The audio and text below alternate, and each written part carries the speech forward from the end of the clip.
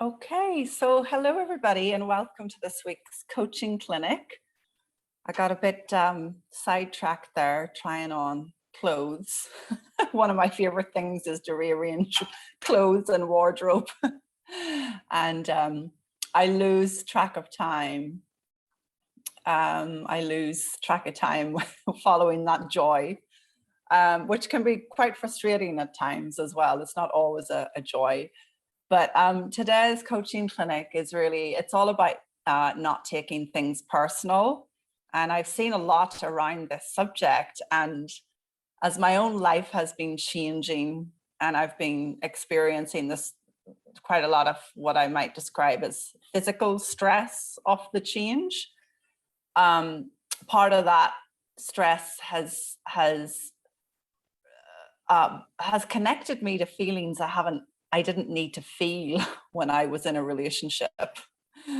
I notice a level of self-evaluation going on that is really just the insecure mind at play. And then something happened a few days ago where I just completely took the situation very, very personally. And I noticed it. Which was a game changer. I noticed the feeling of insecurity and the feeling of a very strong feeling of just making somebody else's opinion or behavior mean something about me. So I just thought I'd be really honest and pull this forward as a subject for today, because I thought, well, I can't be the only one that experiences that. So today we're going to look at how we can quit taking things personally and therefore really understand what the feeling is trying to tell us, because it's not what you think it is. So we're going to start as always with a guided vision. I hope you're prepared for that. If you need to close any apps on your phone or anywhere else, or if you need to just get yourself quiet, then now's the time to do that. We're going to start with a vision that will move us out of feelings of not good enough, feelings of not measuring up, feelings of lack of confidence, and into a connection with our true nature, our joy, our feelings of well-being, which is where we manifest and create and attract what we really want very easily. So join with me as you close your eyes and just feel yourself sinking into the chair. A few deep breaths in through the nose and out through the nose of the mouth.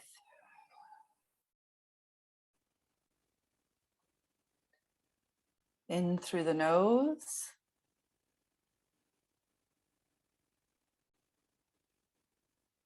Out through the nose or the mouth.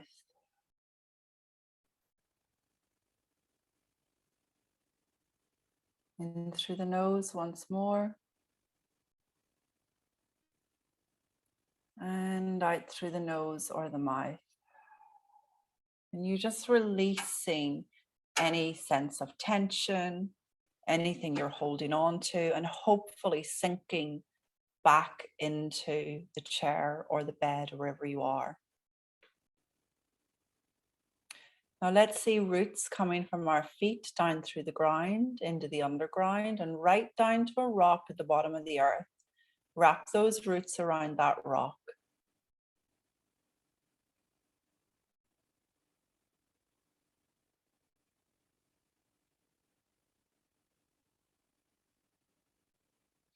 And from that rock, see golden light emanating.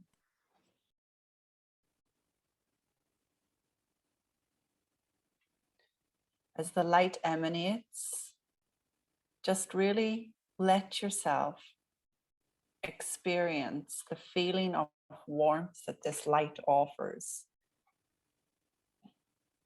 And set an intention now that this light will move up through your body, clearing you and healing you and connecting you to your deeper nature, your true joy, your confidence, your richness, all of who you are.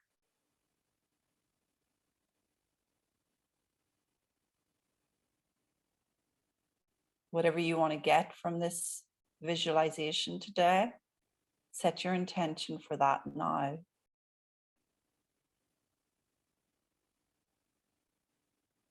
And remember, some of you will hear messages, words, lyrics of a song, perhaps.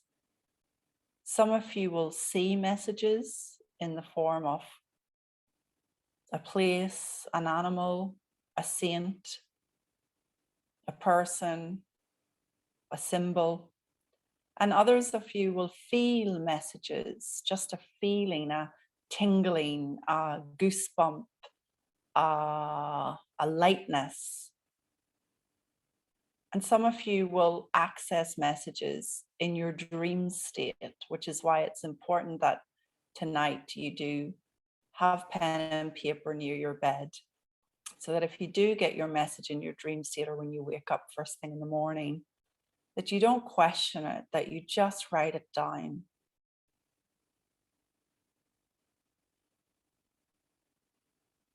I dreamt recently that a friend of mine who moved to South Africa was driving a convertible Mini. And she wrote to me yesterday and she said, your dream was definitely a prophecy, because I bought a car and it's a convertible Mini. So, you know, our dreams are a place where there's no resistance. We can drop the barriers of the intellect and see what we need to see for ourselves and others. So let's see that golden light coming up from the rock, up through the underground, up through the ground, up through your floorboards, in through your feet. This golden energy healing and vibrating and clearing as it moves through the ankles, the shins, the kneecaps, the thighs, the back of the thighs, all the way up through to the hips, into the spine, up through the back, the shoulder blades, up through the front, through the tummy, the torso, right up to the neck, across the shoulders, down through the arms, the hands, out through the fingertips, and back up through the fingers, the hands, the arms, the shoulders, up through the neck, into the face, up into the head, out through the hair. This golden light completely envelopes us now.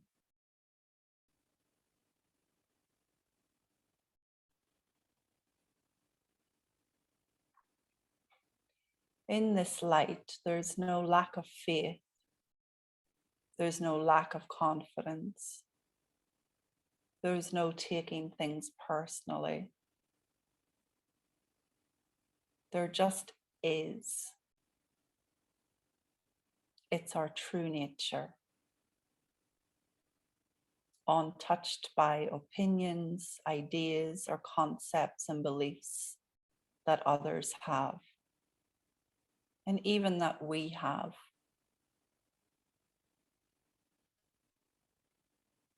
Now see in front of you a beach. You're going to walk along this beach. Notice the sea beside you. Notice the size of the waves. Just notice the sea and feel your feet gently walking on the warm sand.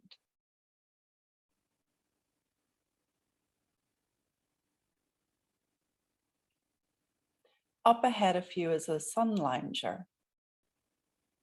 You're going to walk to that now. There's two, in fact. So you sit on one and you look out at the sea.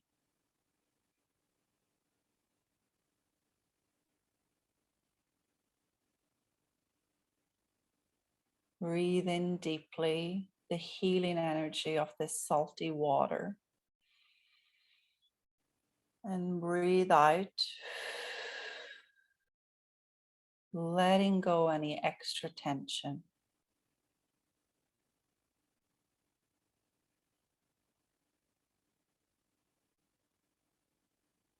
The sea wants to speak with you. And the way that it does that is in showing you an image on the water. Try not to judge this image, but let it emerge, whatever it is.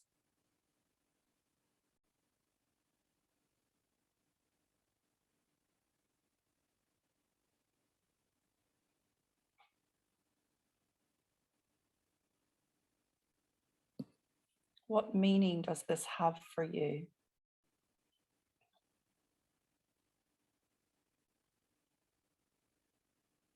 Remembering any image you do see can be Googled, believe it or not, later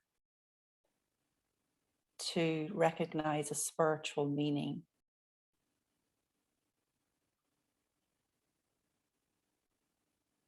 Now lay back on the sun lounger and don't worry if nothing has come to you.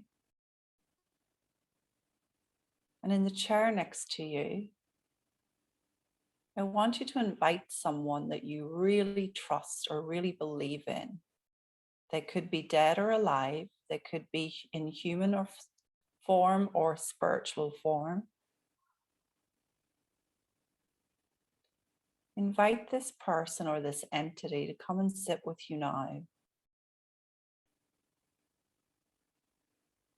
You're both contemplating the sea.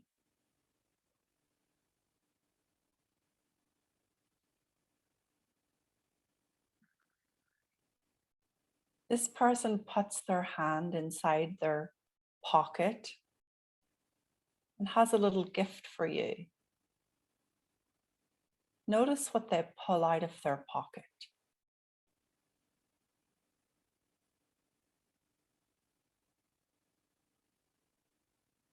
Does this mean anything to you?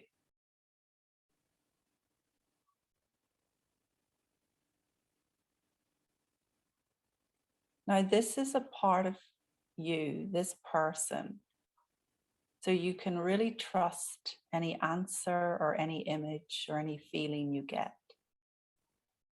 Go ahead and ask any question that you have now that you'd like an answer or a clarity or direction to, and let yourself receive from this person.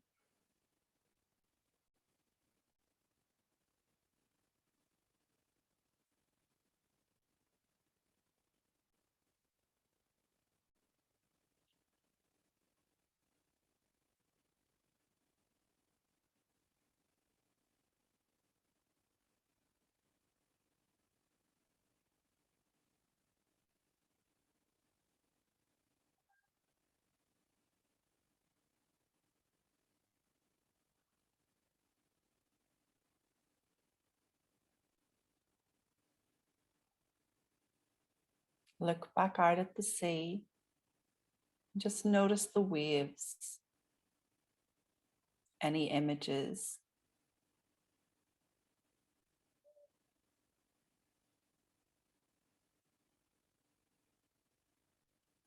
Now you stand up with this person and you both walk along the beach back in the direction you'd come from. Take your time, enjoying the vibration of this person, this entity, this trustworthy guidance or guide.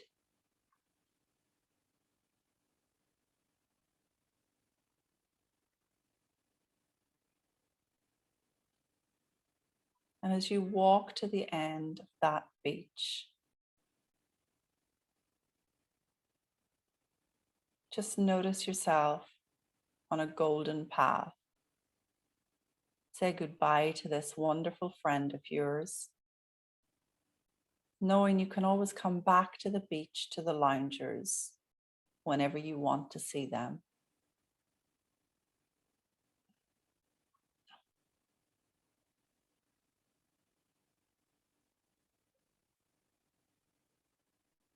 You're on a golden path now, with the same golden light that emanates from around you. You're immersed in this golden energy. And just gently walk along the path until you come to a little white gate. Now you can open that gate and step down a few steps into the chair, into the room, into your body. Notice roots coming from your feet down through the ground, into the underground, right down to that rock at the bottom of the earth. And wrap those roots around that rock. Spend a couple of moments here. Contemplate what you've seen or heard or felt.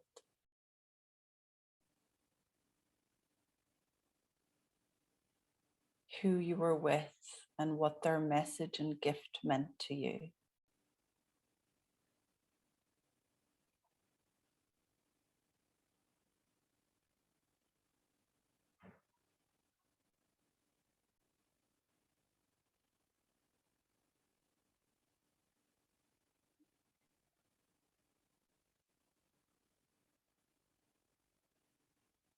When you're ready, just open your eyes and slowly come back into the room. Write down anything that you need to write down.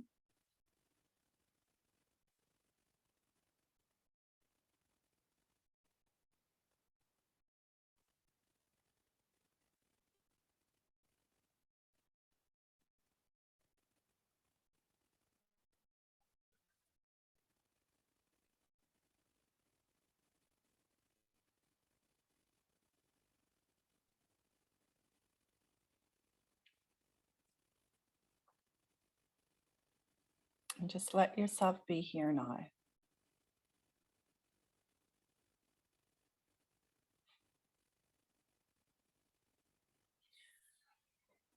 So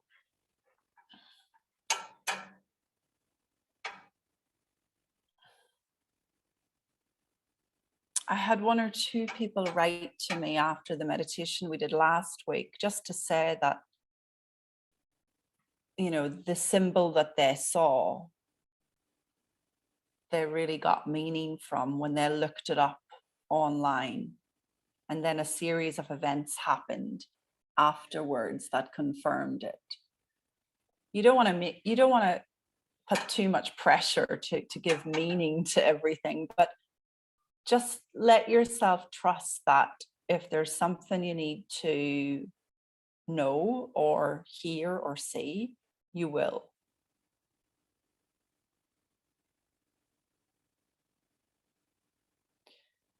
These guided visions are something I'm doing individually as well. So if you're someone who would like me to tailor something for you specifically, I'm offering one-off coaching sessions that include guided vision specific for your situation alongside the coaching. So get in touch if you'd like to avail of that. Those are currently available as one-off sessions at £175.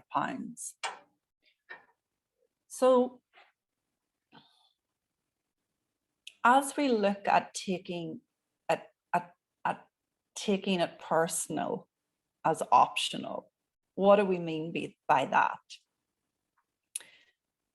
Well, what we really mean is that we have a choice in how we interpret people's behavior. in how we interpret what people are demonstrating or displaying with us.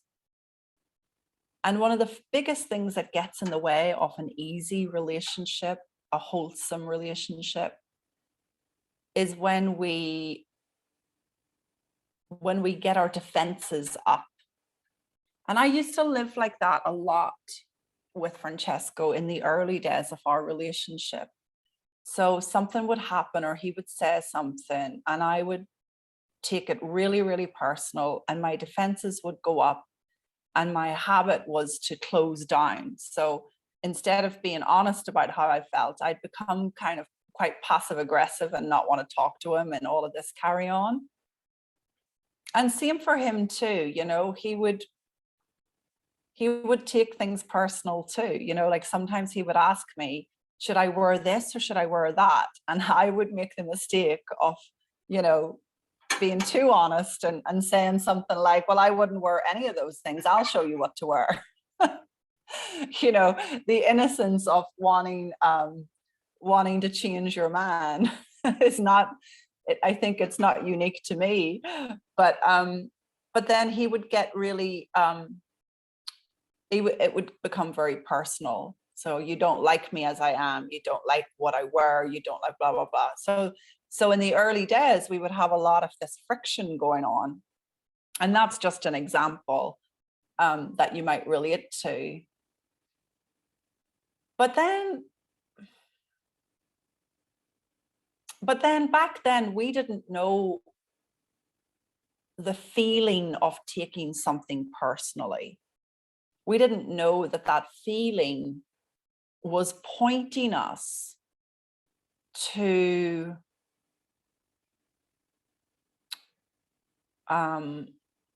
not listen to our thinking in that moment. So of course,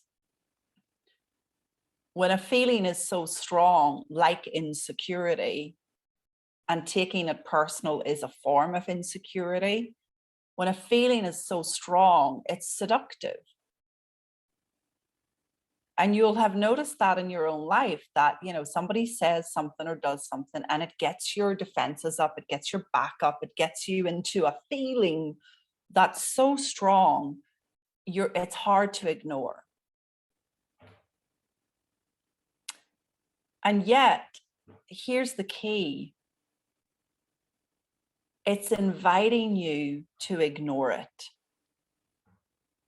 I know that doesn't make sense right now because the feeling is so strong. If somebody's rejecting you, if somebody's criticizing you, if somebody's judging you, if somebody's blaming you, if somebody's wanting to change you, the feeling of that is so strong that, of course, you want to make meaning out of it. Of course, you want to act on it. Of course, you want to defend it.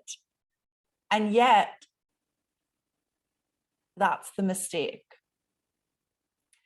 Because the feeling is always and only ever telling you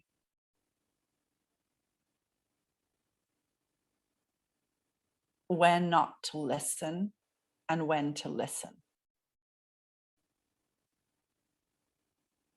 Another way of saying that is the feeling is an alarm bell, a friend, if you prefer, an alarm bell or a friend, a beautiful system built into you to let you know when to say nothing, to let you know when Bob the drunk guy is really in the house. Now, Francesco and I didn't know that in the early days. So the level of tension and friction and walking on eggshells and being afraid to say it wrong and being afraid to not get it right was palpable and made for a very stressful experience of our relationship.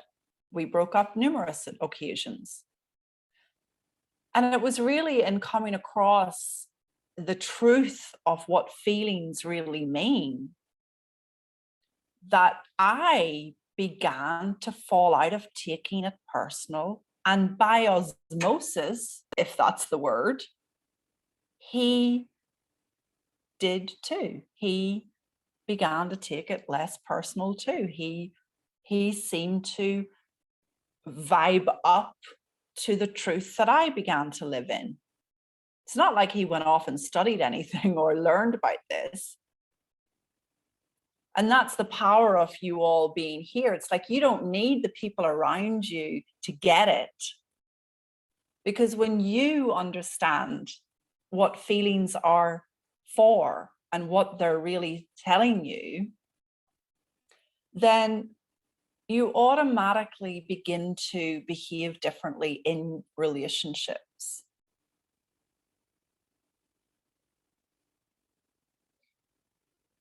You automatically begin to fall out of the personal. So the other day, as an example, I had this arrangement and I'd gone out of my way to make sure that everything was clear, that I could be on time at this appointment. And I'd taken, a lot of care and attention as to what needed to be done that day to get to that arrangement. And at the last minute, the person pulled out of the arrangement. And because there was an opportunity within it, I fell into this feeling of insecurity and taking it personal and making their last minute change mean something about me and whether or not they were going to offer me the opportunity. And the feeling was so strong inside. I mean, it was so palpable. And the next day they messaged me and they were very apologetic again. And they wanted to know, could I meet in the morning? We could have the conversation in the morning. And my defenses were up. Like I was living in the feeling of rejection and criticism.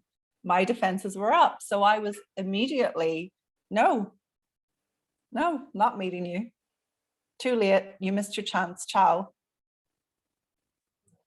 And so this went on for a couple of hours and I found myself driving down to the family to see them for lunch. And as I'm driving along, I'm thinking and thinking and thinking and thinking about it and thinking about it and going over it all in my head.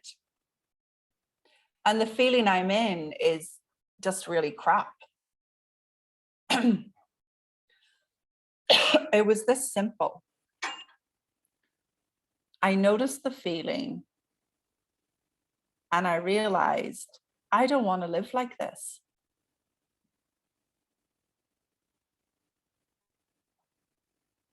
So when I got there, I messaged them and I said, I'm sorry I couldn't make it for coffee this morning, but actually I think it would be a great idea if we did that when I get back.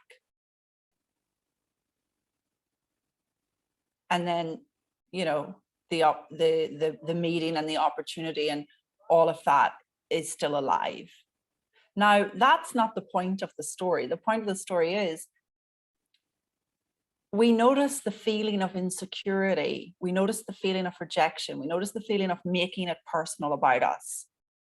And we get to, however painful it is in the moment, we get to see it and decide whether or not we want to keep living in that feeling. Because they're not making us feel anything. And this is the big game changer. They're not making us feel anything.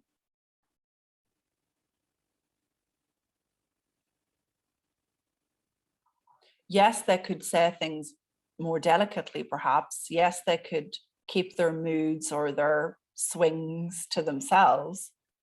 But the power that we have, the ability to quit taking it personal, is in the moment that we decide, I don't want to live like this. I don't want to live in this feeling.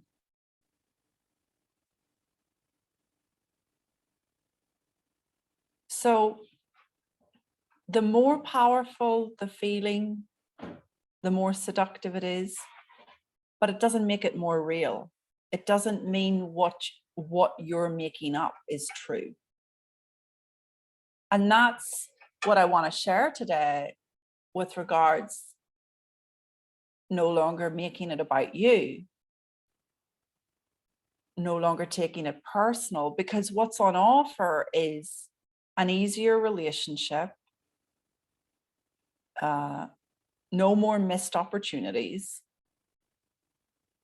an ability to live in peace and easiness. And it doesn't mean that you're not going to get caught up like I did the other day. It doesn't mean that that feeling is going to go away immediately, or you're never going to feel that insecure feeling of taking it personal again. It just means that in that moment, that feeling no longer seduces you into continuing to think about the situation the way you're thinking about it. It's an invitation to say nothing in many cases, or an invitation to wait, and an invitation to realize that you're just being seduced by insecure thought. Because even if they are critical, judgmental, and blaming in nature, if you were hearing that in Chinese, you wouldn't have a clue what they were saying to you, and you wouldn't make any meaning about it.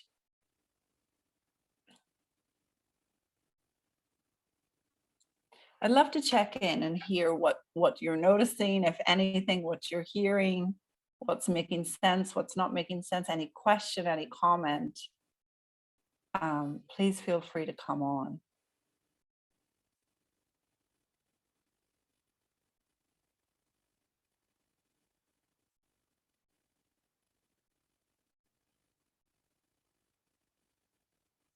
Don't be shy if there's something, or if you've had an experience where you really notice the feeling of insecurity, taking it personal, rejection, and you want to share it with us.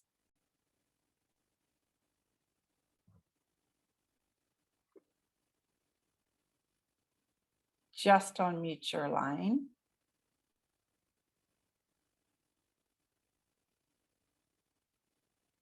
Oh, everybody's really quiet today.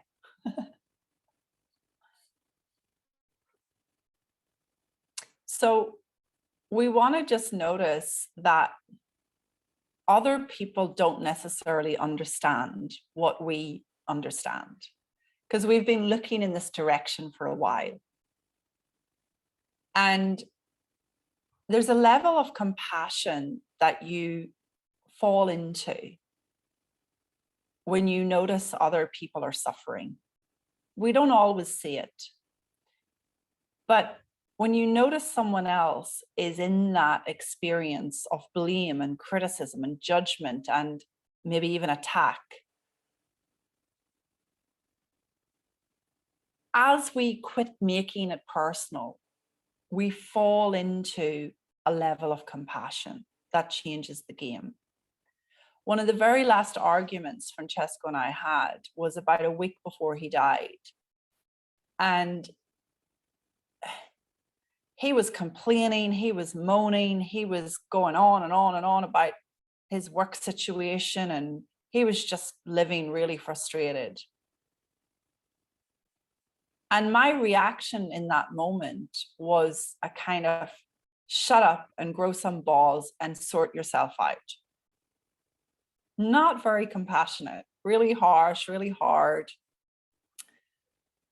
And then he left the room. I was just fed up with listening to this complaining. So a couple of minutes later, I got on a coaching call with a client, and I fell into a really nice feeling. And as I was talking to her about the nature of feelings and how we don't have to be seduced by feelings, and as we were dealing with a relationship issue for her, it suddenly occurred to me, because that's how insight works, Francesco's suffering. And I was overcome with a feeling of compassion for him. Minutes earlier, I was overcome with feelings of frustration about him and his suffering. I was overcome with this feeling of compassion. So when I got off the call, I went to him and I said, I'm so sorry, babe. I've just realized you're suffering. And I just didn't see it because I was going so fast and taking it personal, your situation, making it mean something about you and about me and about the future. And he was so thankful that I saw that, because he then relaxed and was off the hook. But I don't just mean off the hook. I mean, like, truly, he stopped beating himself up about his frustrations. And we hugged it out and all the rest. And then a couple of days later, we were having dinner and he said to me, never quit doing that. And I said, what? And he said, never quit expecting me to be better than I am. Because it just shows me that you're holding me higher than I'm holding me. And I was kind of surprised at that. But it meant he saw something about my reaction to him too. He didn't want me to quit beating up on him a little bit, you know? He didn't want me to be too soft with him. I can't tell you how healing and how magnificent that last argument and follow-up conversation was, given that he died a week later.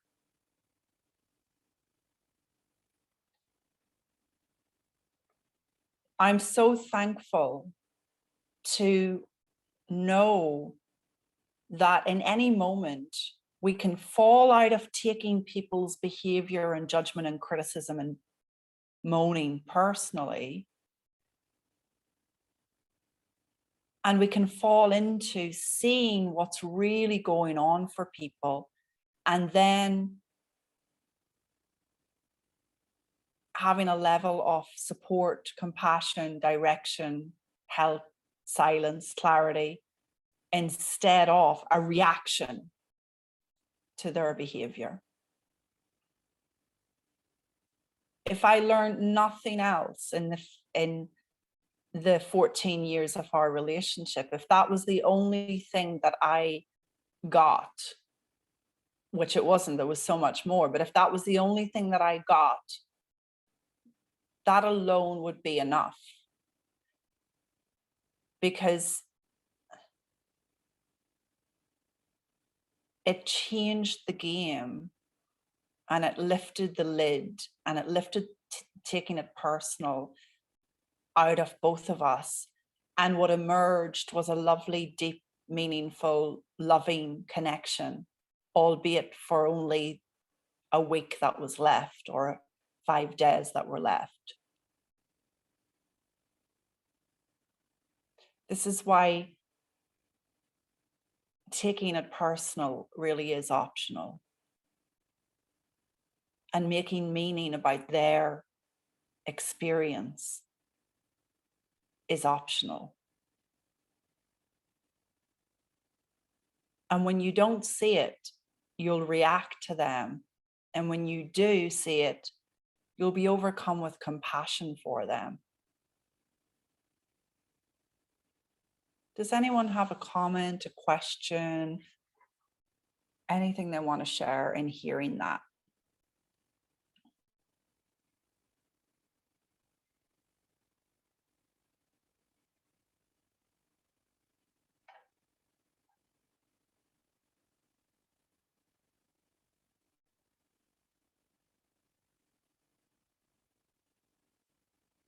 You can just unmute your line.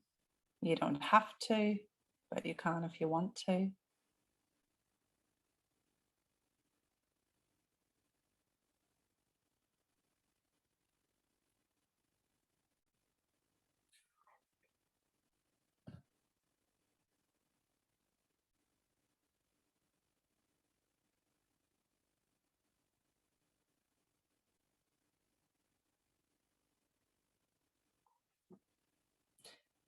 So there's a book I recommend to all my clients, and it's called Somebody Should Have Told Us by Jack Pransky. And I attended a weekend with Jack in Rimini about 3 years ago. He's a wonderful writer and he's a great teacher and coach. And he really, the stories and examples in his book really point to what I'm sharing here today, really point to what feelings really mean and the change that's on offer for each of us as we get less seduced by feelings. So you might want to have a read at it on your Kindle, or you might want to get it and just flick through it. You don't have to read it all at once, but it is a manual for life. And the title couldn't be better, because of course somebody should have told us that when we get a really strong feeling in our chest or anywhere, somebody should have told us that we don't need to act on that, that we don't need to make more meaning about it, that it's just our friend saying, shush, shush, shush, shush, shush, don't listen, don't listen, don't listen, don't do anything right now, just let this feeling settle. So I'd really highly recommend that book.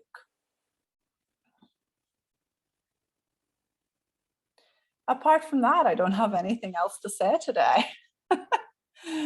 So unless you have something you want to say, I think I'm going to stop there. And hopefully this has touched home for you in some way. Giovanna, you got your hand up? Hi, Grace. Thanks for the sessions and meditation. It was brilliant as usual. I just have a question. I'm going through a bit of a situation at work where I'm kind of being put on the spot a little bit, and I'm being asked questions that I don't feel comfortable answering. So, and the minute they kind of start going down that route, I instantly sort of clam up, feel kind of, I don't want to be going down this way. And it just feels wrong to me that they're asking me intrusive questions. So, I mean, I hear what you're saying about just ignore that feeling. Do I just kind of, I don't know, just say, I don't want to talk about this now, it's making me feel uncomfortable? Or do I just sort of dismiss that and just kind of carry on and answer those questions when it doesn't feel right for me to kind of be heading in that direction? So what doesn't feel right to you about the questions? It's quite intrusive, and I just don't feel comfortable about answering them because it's going to reveal something that I don't want to share with people, or I'm not ready to, that it's none of their business, that it's my personal reasons. Mm-hmm. Okay. Yeah, well, so it's like I'm being like not forced. Yeah, I don't want to kind of share information that I'm not ready to share, or I don't want to share. So this is where that's coming from. Yeah. I'm being a bit vague, sorry, but that's it. No, you don't have to say more. That's good, Giovanna. So what would be wrong with saying this is going in a direction that leaves me a bit vulnerable, mm-hmm. and I'm not comfortable with answering that? Yeah, I mean, that kind of makes me feel comfortable because it's kind of putting the focus away from something that doesn't feel right to me, because we go about life with intuition. If something doesn't feel right, then that's an indication of something that doesn't feel right, and not to go down that path. So I think that's kind of would kind of make me feel more comfortable if I allowed myself that little kind of breathing space, you know. Yeah, I mean, this isn't about you just let people sort of ask and criticize and judge all over you. It's more a kind of honesty can just win out best. It's like, that if you come from a nice feeling, Giovanna, this is what I really want to share, regardless of the words you use. If you come from a nice feeling inside, no one will object to your not wanting to share or answer or whatever. Where we get into trouble is when we get a bit defensive about things and we're getting worried because we need to hide something, or we're getting worried for whatever. So then we come from a feeling that is a bit, a bit defensive, a bit like, and then people are left confused. I mean, oh God, what did we say wrong? Or what, oh dear, what have we done? Or who does she think she is? She needs the answer. So I would just encourage you to get into a really nice feeling yourself. And communicate what comes to you from that place, which might be something along the lines of, I don't feel very comfortable answering this right now, but here's what I can tell you. Yeah, of course. Or, I mean, sorry. Or it might be, hey, why do you need to know that? Yeah, that's what I like saying. Why is it important?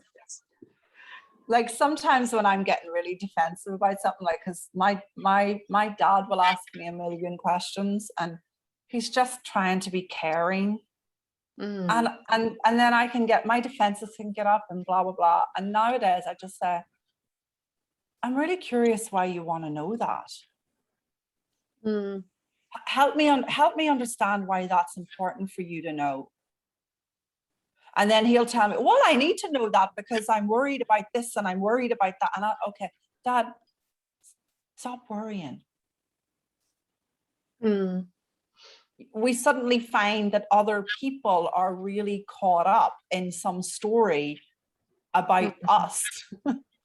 Yeah, that's true. And they have their own stories around things that involve this topic, I suppose. And yeah, they have their own stories. Yeah, totally.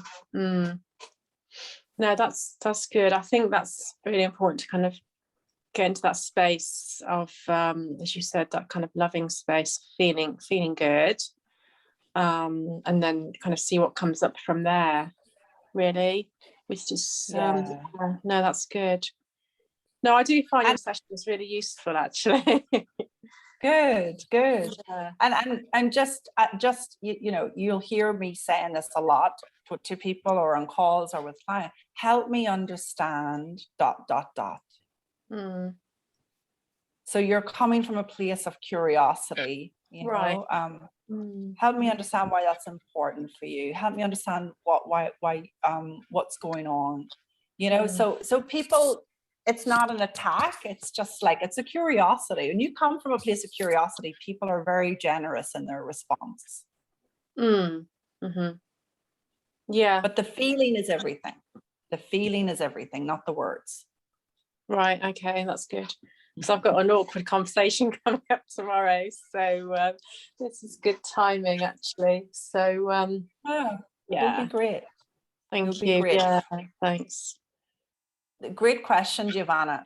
And everybody, it goes back to it. That was such a good example from Giovanna, because it goes back to, we can be sitting dreading a conversation with someone. We can be sitting in a room getting uptight, tense, nervous, stressed. Those feelings don't mean what you think they mean. They mean, stop getting yourself worked up.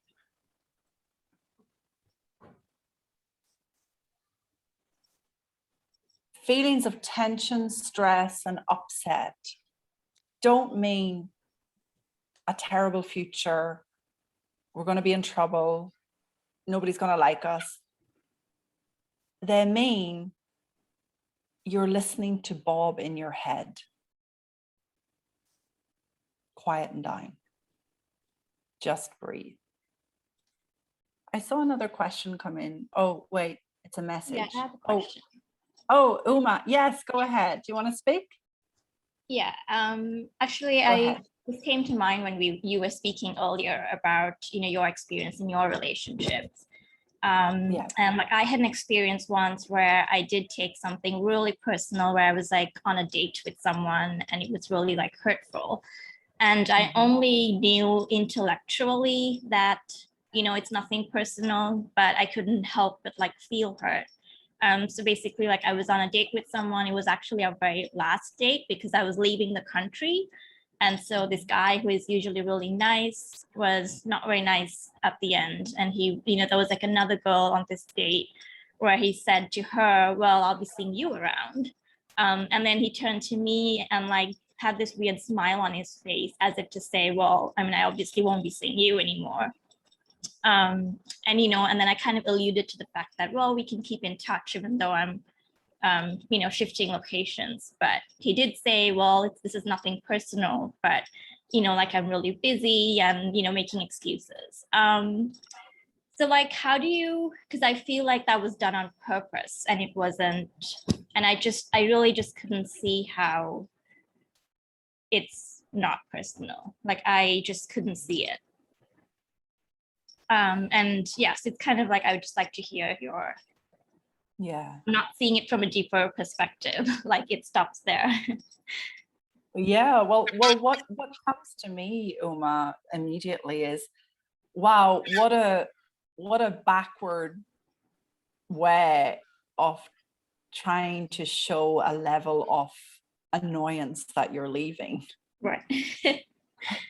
Like what a sort of twisted way to and let me go make her jealous over here. Let me go boost my ego over here because this woman is leaving the country, so I'm gonna have to be on to the next woman or whatever.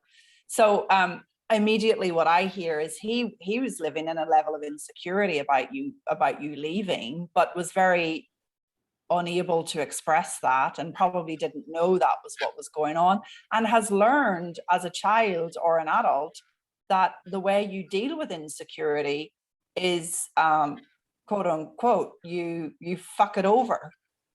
So if that means you go get the next girl, or you go get the next guy, or you show in front of others how big you are and how good you are, you go make $1 million, people love to fuck it over because they don't know what it is. It's very disconcerting. So he, he's innocent there, Uma. That's just a behavior that is a form of him living in a lot of insecurity about you leaving, as far as I'm concerned. And talk about a missed opportunity, like this is how we miss opportunities in life. I almost missed my opportunity the other day because I was living in the feeling of being, sidetracked for something else, being rejected. And so I wouldn't show up for coffee the next day. And then it occurred to me, what you doing, Grace? These feelings don't mean anything about whether or not this is going to go ahead. And so he has missed the opportunity with you to even stay in contact or try and stay in contact or for anything further to happen, because the defenses have gone up and he's just gone, see ya. It's very innocent when you don't know what that feeling is. It scares you. And when you're scared, you do stupid shit.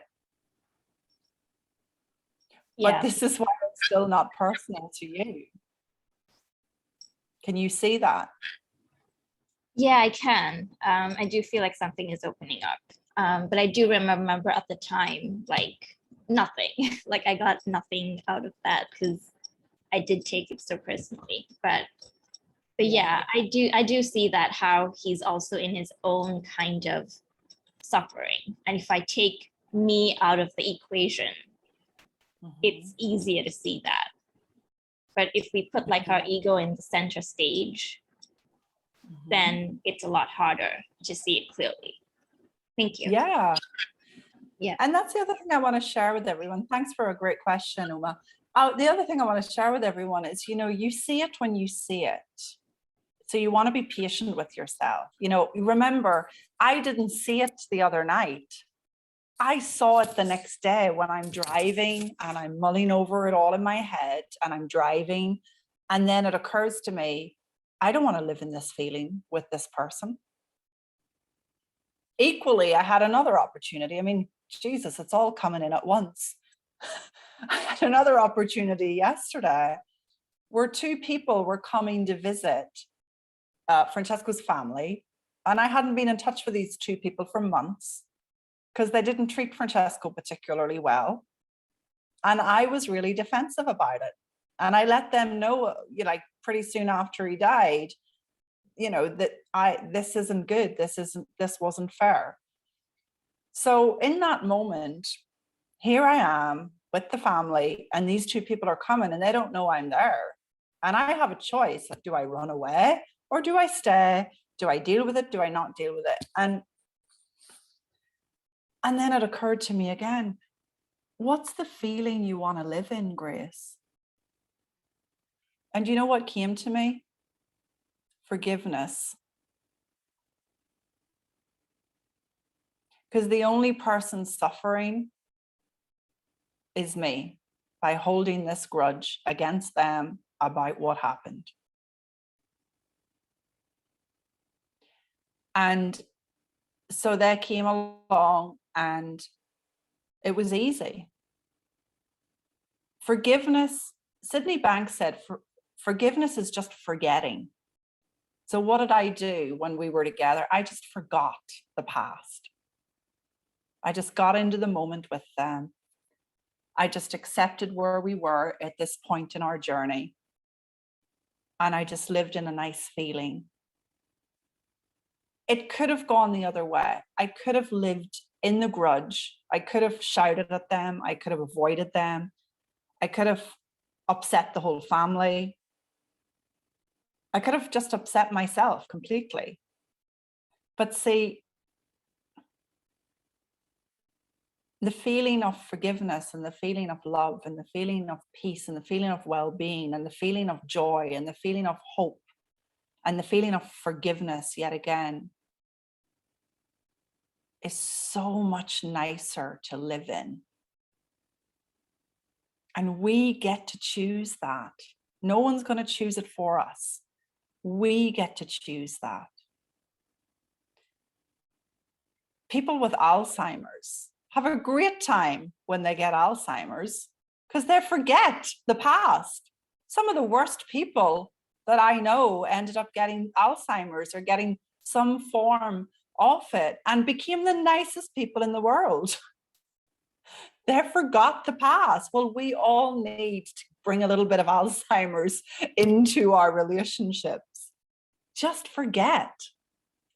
Just forget what happened. Now is a new moment, is a new possibility.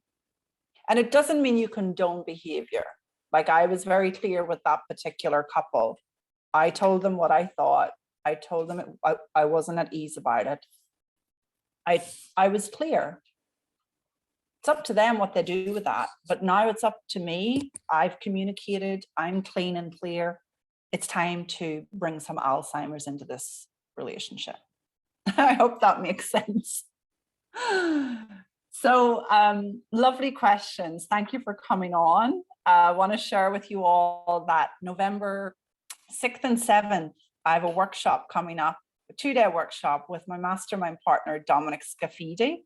If you're interested in that, it's all about coming alive with joy. If you're done living in feelings of blah, feelings of criticism, blame, judgment, stress, lack of energy, lack of inspiration for your day-to-day life, come and join us on that. It'll be an absolutely beautiful 2-day workshop. You'll just come alive with joy. And there'll be a lot of healing that will take place as a result of that exploration. You can find out more on dominicscafidi.com/coming alive. I'll try and put that in the box here if I can for you. And there's $100 off for booking by November 1st. So let me just put the link here so you have it. Dominic and I have been masterminding for about 2 to 3 years now, and we always have a good time. He brings the understanding of Abraham Hicks to his work, and I bring the understanding of the 3 principles. And sort of together we're a duo of joy. So I've sent that. I hope that's the correct link. I know some of you are already going to join us there. And in any case, I'll be back next Tuesday for another coaching clinic. I hope that's been helpful today, everybody. Lots of love. Ciao. Thanks, Grace. Bye. Bye. Bye. So welcome. Bye. Bye.